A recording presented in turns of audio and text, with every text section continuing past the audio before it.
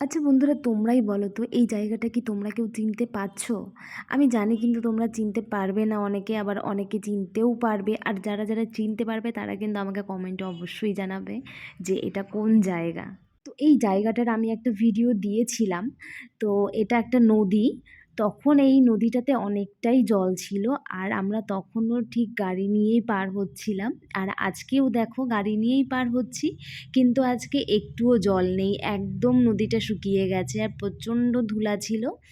তো যেই দিন আমরা আরেক দিন আসছিলাম নদীতে জল ছিল, ওই দিন পাহাড়টা খুব ভালো স্পষ্ট বোঝা যাচ্ছিল, জয়ন্তী পাহাড়। আর আজকে কিন্তু একদমই বোঝা যাচ্ছে না পাহাড়টা, কারণ হলো গিয়ে প্রচণ্ড কুয়াশা পড়েছিল, তাই একটুও বোঝা যাচ্ছে না পাহাড়টা।